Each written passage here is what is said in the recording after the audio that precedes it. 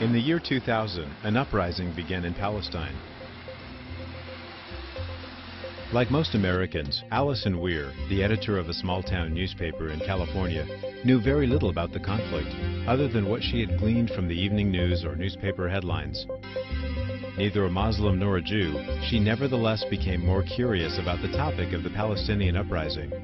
And as she researched it, she became increasingly suspicious that the American media were not telling us the whole story.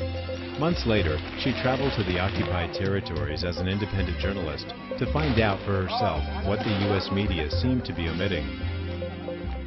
5 years ago, I guess it was, I knew almost nothing about Israel and Palestine. I skimmed the headlines on the topic, I accepted the confusion of what I read, and like most people, I just moved on.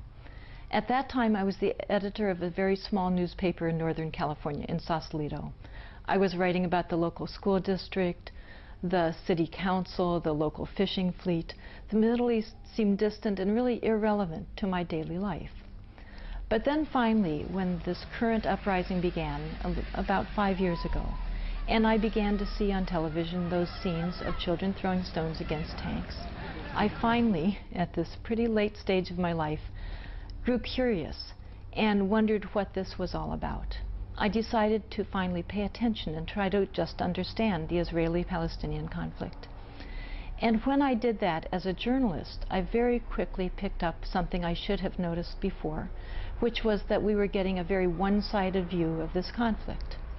I began to look into it more seriously. I began to pay more attention to the news reports, to read them all the way through, to listen to NPR very carefully. And as I did that, I realized more and more that this was appearing to be the most distorted issue I think I had ever come across. I finally decided I needed to go and see for myself. And so began the most unusual trip that I've ever undertaken. During my month of traveling through the Palestinian territories, I had found a population under siege. Throughout Gaza and the West Bank, people were being kept virtually in prison. I found that there were Israeli military checkpoints that limited and often totally prevented, if you were Palestinian, ingress and egress from their towns and villages.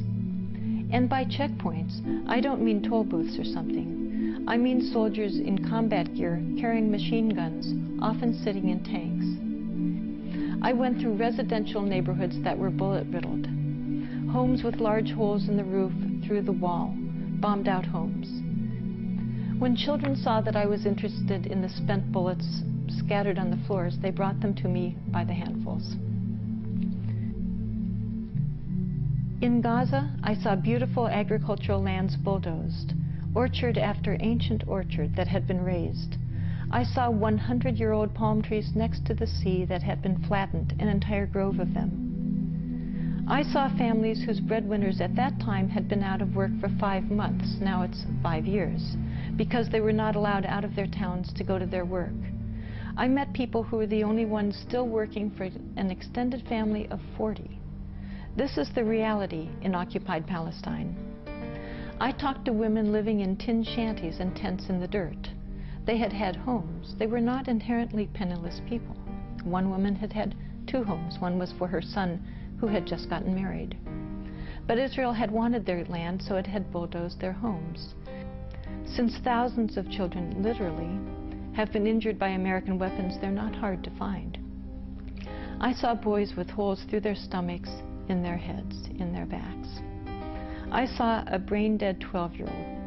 He had dared to throw stones at Uzi-carrying, tank-wielding soldiers. I saw boys who will never walk again. They won't skip, they won't have children, they won't frolic. Their childhoods are finished. This is what I saw in Gaza. And then I visited Ramallah. I visited a newspaper office with sandbags around against the bullets the Israeli military shot at them on occasion. And then I visited Bethlehem, where I saw an infant. I saw a hospitalized baby whose mother had not been able to visit him for months because she was not allowed out of Gaza to visit her sick baby. And this is what I saw in Palestine. But it's not what I saw when I read the San Francisco Chronicle when I returned to the United States. And I went to the library to see, upon my return, what the newspaper had printed for the 30 days that I was gone. As I looked through the pile of newspapers, I was appalled at what had been considered news coverage.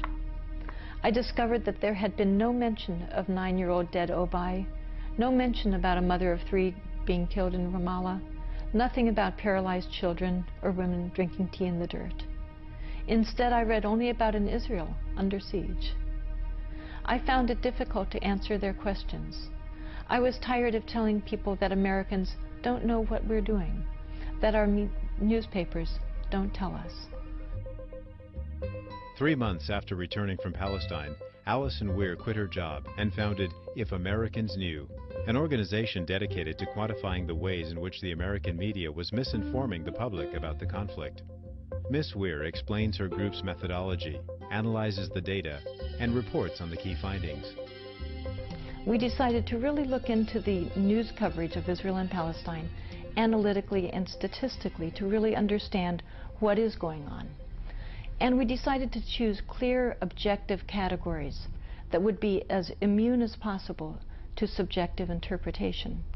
And we decided to look at how deaths were being covered by our media.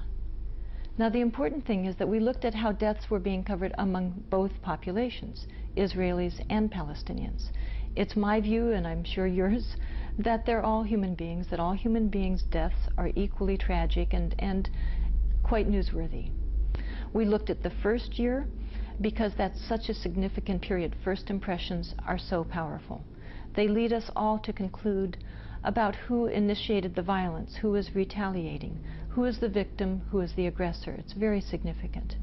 Then we decided to also look at the coverage for last year, for 2004, to see if any patterns we discovered in the first year were then continued in the second year, or whether coverage changed significantly. We specifically studied the New York Times and the 3 major networks. We looked at ABC, CBS, and NBC, their evening primetime news shows. Now, to do this study, the first job was a very sad job, to discover how many people had been killed during those 2 years, how many Israelis and how many Palestinians. And to learn that fact, we went to an Israeli human rights organization, B'Tselem, which is very respected and quite careful in its gathering of data. It gathers information for both Israelis and Palestinians. So in looking into how many people had been killed in that first year, we discovered that 165 Israelis had tragically been killed by Palestinians, and that 549 Palestinians had tragically been killed by Israelis. In 2004, what you discover is that 107 Israelis had been killed, which was a reduction. It was about 30% less than the first year. So they had experienced a calmer period of time. For the Palestinian population, however, you discover that the amount of death had greatly increased, that 821 Palestinians had been killed during that period. Therefore, Palestinians were being killed last year by a rate of 8-to-1 over Israeli deaths. Now, keeping those numbers in line, we then looked at what the New York Times had reported and what these major networks had reported. For example, we found that ABC had covered Israeli deaths at a rate 3.1 times greater than Palestinian deaths. We discovered that CBS had covered Israeli deaths at a rate almost 4 times greater, 3.8-to-1. We discovered that NBC covered Israeli deaths at a rate 4 times greater than Palestinian deaths. In other words, just to take one example, CBS